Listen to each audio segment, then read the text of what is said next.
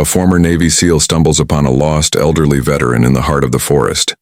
What begins as a simple rescue soon turns into an unexpected journey, revealing secrets and a past no one saw coming. In 24 hours, a helicopter will land, and the true story of this elderly man will leave everyone speechless. If you are new here, then please subscribe this channel and show thumbs up by liking the video. Now let's move to this wonderful story. The sun had just begun to rise, casting long shadows through the thick trees of the forest. The air was cool, and the forest floor, still covered in dew, sparkled as if it were dusted with diamonds. David Morrow walked silently through the woods, the soles of his boots barely making a sound on the damp earth. His breath came steadily, the quiet rhythm of his steps in sync with his heartbeat. At 42, David was no longer the soldier he once was, but the habits of his Navy SEAL days remained, his posture straight, his movements deliberate, his mind always alert. It had been 3 years since David had left active duty, and though he had tried to fit into civilian life, the memories and the noise of the world around him often felt too loud. These early morning hikes through the forest had become his sanctuary. Here in the stillness of the trees, he could forget the chaos and find peace in the silence. As he moved deeper into the woods, his trained senses began to pick up something unusual, a slight movement, a shift in the air that didn't belong. His eyes scanned the surroundings, and that's when he saw him. About 20 yards ahead, standing awkwardly among the trees, was an elderly man. He was disheveled, his clothes torn, and he looked confused, his hands trembling as he gripped a weathered map. David's heart quickened, not out of fear but concern. Something wasn't right. The man looked lost. He hadn't noticed David yet, so the younger man took a few quiet steps toward him, making sure to make his presence known before getting any closer. "Excuse me, sir," David called out softly, his voice carrying through the quiet morning. "Here. Are you all right?" The old man's head snapped up at the sound of David's voice. His eyes, clouded with exhaustion and confusion, locked onto David's figure. For a moment there was a flicker of panic in those eyes, as if he had been startled from a dream. But as David moved closer, the panic faded, replaced by a look of pure relief. The man's shoulders seemed to sag, the tension melting from his body. "Thank God," the elderly man whispered, his voice raspy. "I've been walking in circles since yesterday afternoon." David studied the man closely now. Despite his frail appearance, there was something about him that commanded respect. His face was lined with age and hardship, but there was a certain dignity in the way he held himself. His clothes, though torn and dirty, bore the marks of someone who had seen many years of life. "My name's David Morrow." David introduced himself, offering a hand. "Are you all right, sir?" The man's grip was surprisingly firm as he shook David's hand. "Richard Hall," he replied, his voice stronger now. "Korean War veteran. I thought I knew these trails better, but it seems I've lost my way. Just wanted to visit the old training grounds before it's too late. Foolish of me." David could see the regret in Richard's eyes. It wasn't just the fact that he was lost, it was the shame of needing help. But David could understand. Some places, especially ones tied to memories, had a way of pulling at you. They demanded to be revisited even if it meant risking everything. "No need to apologize," David said, trying to reassure him. "It happens to the best of us. Let me help you get out of here." Richard looked down at the ground, his face flushing slightly with embarrassment. "I should have known better at my age. The forest doesn't care about your age, though, does it?" David nodded. "No, sir, it doesn't. It takes the young and the old alike." He handed Richard a canteen of water. "Here, drink some. You've been out here too long." Richard hesitated, but then took the canteen with shaking hands. "Thank you," he muttered before taking a long sip. He wiped his mouth with the back of his hand. "I'm sorry for troubling you, young man. I should have stayed on the beaten path. I didn't realize how much of a toll this would take." Aridi simply nodded.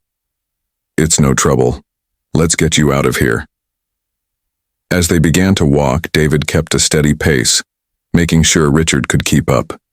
The forest was dense, and the air thick with the smell of pine and earth. David led the way, navigating through the trees, keeping a careful eye on Richard's steps. They didn't talk much at first. David could sense the weight of the older man's thoughts, and he wasn't about to intrude. But after a while, Richard spoke again, his voice quiet but clear. "I used to be able to do this with no problem," Richard said, looking down at the ground as he walked. "Walk for miles, run the trails, but now it's like my body's failing me. All those years of service, and now I'm reduced to this. I can't even find my way home." David stopped walking for a moment, his eyes scanning the path ahead of them. The words Richard had said echoed in his mind. All those years of service. David had always respected the men and women who had served before him. His own experiences as a soldier had shaped him in ways he couldn't even fully explain. But now, as he walked beside Richard, he felt an even deeper sense of respect. This was a man who had fought in wars, who had served his country in ways that most couldn't even imagine. And now here he was, lost in the woods, far from the respect he deserved. "We all get older, sir," David said softly, breaking the silence. "But what you've done, what you've given, no one can take that away from you." Richard glanced at him, a small, almost imperceptible smile tugging at the corners of his lips. "I guess you're right. But it's hard to feel like you matter anymore." David didn't have an answer to that. Instead, he simply placed a reassuring hand on Richard's shoulder, guiding him onward. As the morning light filtered through, the trees casting long shadows on the forest floor, David knew that this encounter, however brief, would stay with him forever. He wasn't just helping an old man get out of the woods. He was witnessing a life that had shaped the world in ways he could never fully understand. The sun climbed higher as David and Richard trudged through the dense forest, the shadows of the trees slowly retreating as the daylight broke through. The air was heavy with the scent of earth and pine, and the silence of the woods was occasionally broken by the distant sound of birds chirping. Richard, though tired, seemed to draw strength from the steady rhythm of their steps. But David could see the strain in his face, the way his breath came in shallow bursts and his steps faltered more often than not. David had no intention of rushing Richard. The older man had already been through too much, and David knew the importance of taking things slow. But as the minutes stretched on, David couldn't shake the growing sense of urgency. The forest was beautiful, but it was also vast and unpredictable. With each step they took, David's mind raced. He had to get Richard out of here, and soon. After nearly an hour of walking in near silence, they reached a fork in the trail. To their left, the path appeared to wind downhill, promising to lead them to a nearby clearing. To the right, the trail seemed to disappear deeper into the woods, its route unclear and less traveled. "I think the clearing is this way," David said, glancing over at Richard. Richard nodded slowly, his weary eyes scanning the surroundings. He didn't argue, but there was a faint hesitation in his movement, as if he wasn't sure which path would be the best. They turned left, and David kept a steady pace, making sure to keep an eye on Richard, who seemed to be struggling more with each step. As they approached the clearing, the sound of voices carried through the trees, faint at first, then clearer, as they neared the edge of the forest. It wasn't long before David spotted a small group of hikers, a mix of men and women, their bright clothing standing out against the dark green backdrop of the forest. They were chatting loudly, laughing among themselves, oblivious to the surrounding silence of the woods. David raised a hand in greeting, hoping to ask for help. "Excuse me," he called, his voice carrying through the air. The group stopped, talking, and turned their attention toward him. A tall man at the front, wearing a brand new hiking outfit complete with bright, expensive gear, took one look at Richard and scoffed. "Hey, what's an old guy like him doing out here?" the tall man said, shaking his head. "These trails aren't made for people like him." David felt a tightness in his chest, but he didn't respond immediately. He wasn't sure what hurt more, hearing the judgment in the stranger's voice, or seeing Richard shrink back, his face a mask of embarrassment. It was clear that Richard wasn't accustomed to being treated this way, and yet, it wasn't the first time. The tall man laughed, his friends joining in, their voices rising above the sounds of the forest. "Yeah, looks like Grandpa's got lost. Maybe he should stick to easier trails, huh?"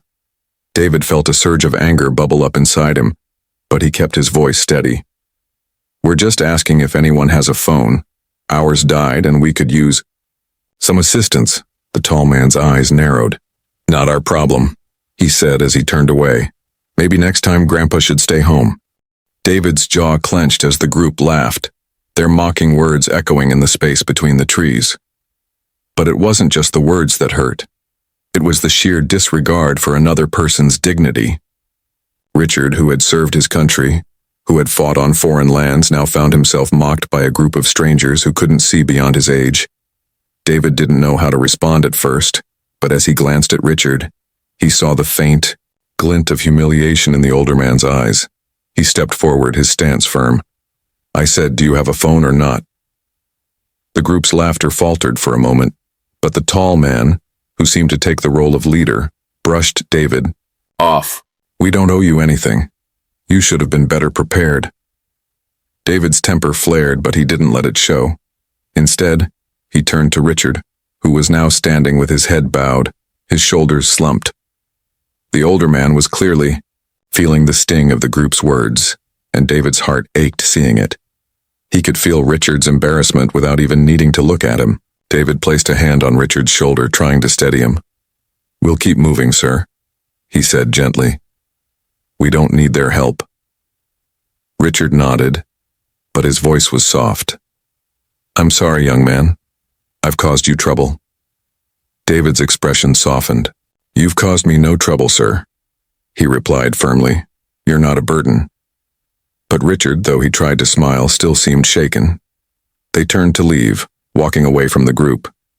Behind them, the sound of the hikers' conversation faded, but the weight of their words hung in the air. David kept his eyes ahead, focusing on the trail, but in his mind, he was replaying the encounter. What had happened to respect? What had happened to recognizing the sacrifices of those who had come before? David had seen this kind of judgment before in his own life. Strangers who couldn't understand the weight of history or the meaning of service. It wasn't new, but it never got easier to bear. As they continued down the path, Richard's breathing grew more labored. His face was flushed with the exertion of walking, and David could see the struggle in every step. They had made it a little further, but the forest seemed to close in on them with each passing minute. David could feel the tension in the air, like a storm was brewing on the horizon. And, just like that, the unspoken weight of the earlier encounter began to settle heavily in David's chest. He didn't know what had become of those people in the hiking group, but one thing was certain.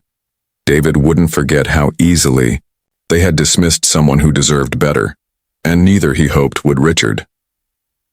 The sun began to dip lower in the sky, casting long golden beams through the trees. The forest, once so full of life and light, now felt quieter, more oppressive. David glanced over at Richard, who was still moving slowly beside him, his steps unsteady. Each movement seemed harder than the last, and the strain in Richard's face was growing more obvious. Sweat dotted his forehead, and his breath was short, labored. The earlier encounter with the hikers had shaken them both, but it was clear that Richard's health was becoming the more pressing concern. David tried to keep a steady pace, but he could feel the weight of the situation pressing down on him. The forest wasn't a friendly place for the unprepared, and Richard's body was beginning to betray him in ways that David hadn't anticipated. They had been walking for several hours now, and while David had always trusted his instincts in these types of situations, he wasn't sure if they could make it much longer. "Let's rest for a moment," David suggested, noticing the way Richard's shoulders sagged even further. The older man's face was pale, and his movements had become slow and sluggish. They had made it this far, but the distance ahead seemed to stretch out endlessly. Richard didn't protest. He was too tired, too worn down. Without a word, he sank onto a fallen log, his hands shaking slightly as he tried to steady himself. David handed him the canteen of water again, though he knew it wouldn't be enough to rehydrate someone who had been out in the heat for so long. "Here, take a sip," David said gently. "You need to keep your strength up." Richard hesitated, but then took the canteen, his hands trembling as he lifted it to his lips. "I should have known better," Richard murmured, staring at the ground, his voice filled with regret. I used to be able to handle this, walk for miles and run, but now it feels like my body's giving out on me. David could hear the frustration in Richard's voice. It was more than just physical exhaustion. It was the pain of realizing that time, once a constant ally, was now slipping away faster than he could hold on to it. David sat down beside him, maintaining a careful distance. He had learned long ago not to offer empty words of comfort, especially in the face of something as profound as aging and weakness. Instead, he offered quiet solidarity. There was no need to rush the conversation. They had already shared enough moments of silence to fill a lifetime. I've seen my body change, David said softly after a while, his voice steady. Things I could do easily before, I can't anymore. But the mind doesn't always let go, does it? Richard nodded, looking over at David. There was a deep understanding between them now, something that went beyond words. I thought I could still do things on my own. That's why I came out here, you know, Richard continued, his voice shaky but strong. Wanted to relive some old memories, places where I used to be, where I used to matter. David could hear the ache in his voice.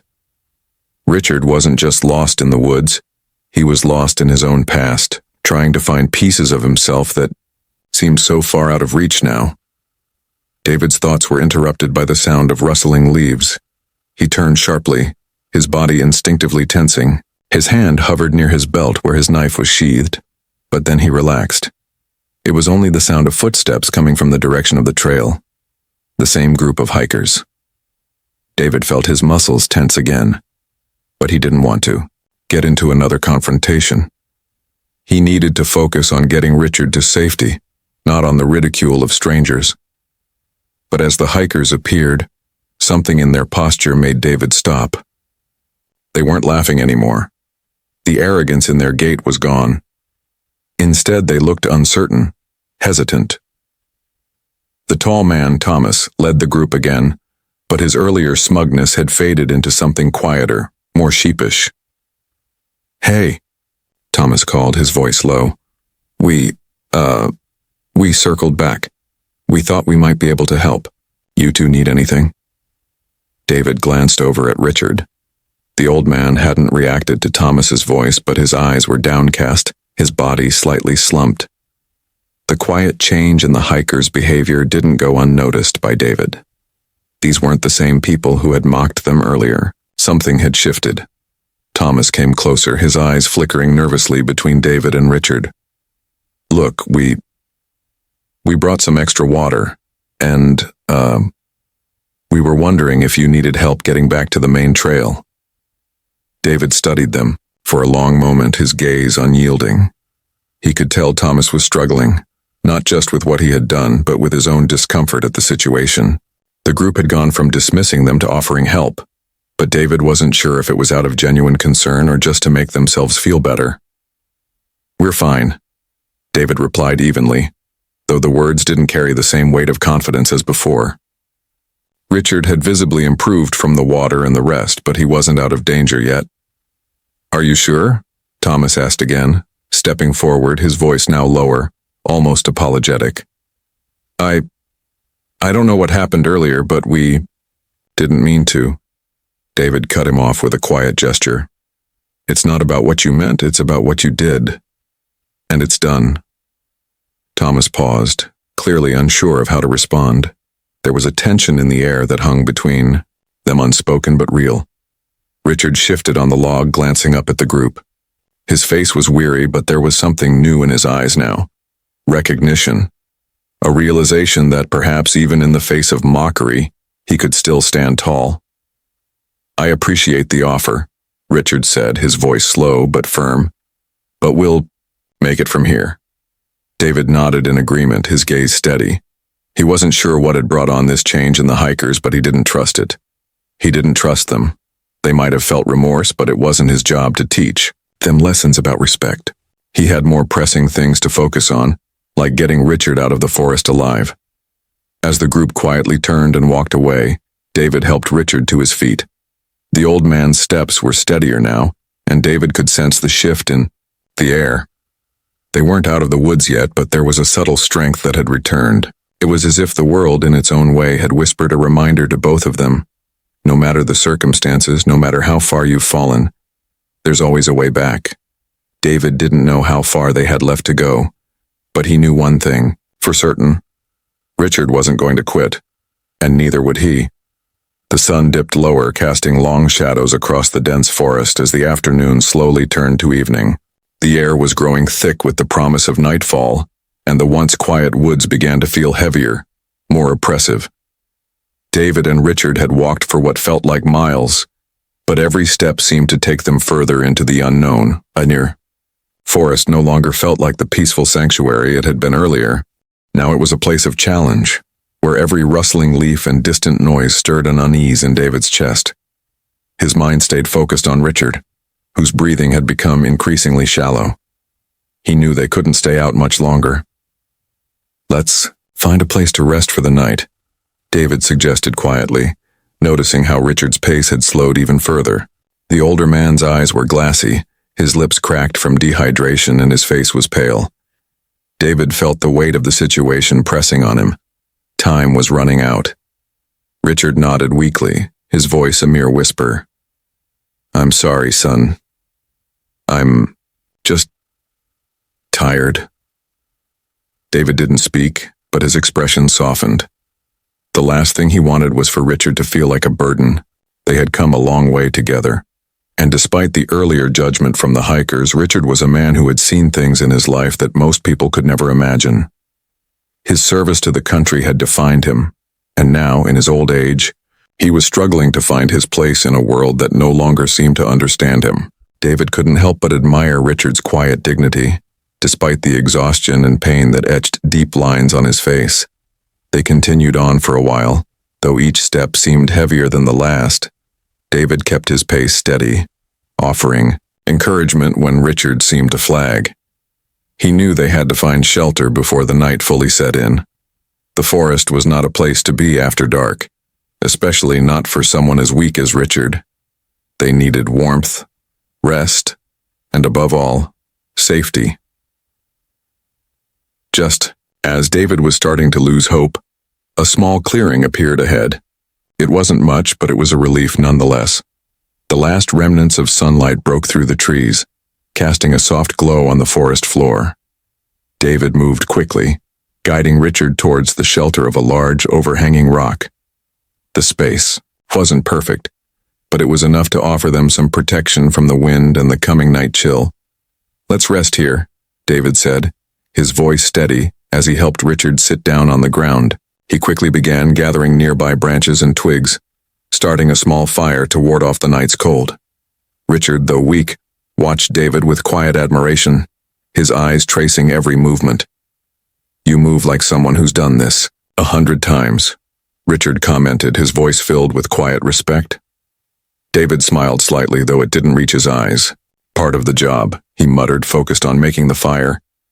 He didn't need Richard to know all the details of his past, but there was something about the older man's quiet recognition that made him feel lighter, like the weight of the years he'd spent in service wasn't so heavy anymore. As the fire began to crackle and pop, casting flickering shadows on the ground, Richard closed his eyes, his head resting against the rocky wall behind him. His breathing was still labored, but there was a sense of peace now that they had found some shelter. The forest, once a threat, now seemed like a distant memory. David sat down beside him, keeping his gaze on the fire. His mind wandered, thinking about how their paths had crossed. It wasn't often that a former soldier found himself walking through the woods with someone from an entirely different generation of war. But here they were, two men bound together by their shared history of service, one trying to survive, the other trying to offer what little help he could. The silence between them stretched on for several minutes, comfortable in its quiet companionship. But David couldn't shake the feeling that something was coming, something big. "Do you hear that?" Richard asked suddenly, his voice barely above a whisper. David's senses immediately went on high alert. The forest had been silent for so long that any change in the air was enough to make him pause. He listened closely, and then he heard it. A distant sound, faint but unmistakable. the low, rhythmic thrum of helicopter blades. For a moment, he thought it was just a trick of the wind, but then the sound grew louder, cutting through the evening stillness. David's heart skipped a beat. The sound was getting closer. He looked at Richard, whose eyes were wide with recognition. Is it them?" Richard asked, his voice trembling. David didn't answer. He was already standing, scanning the sky.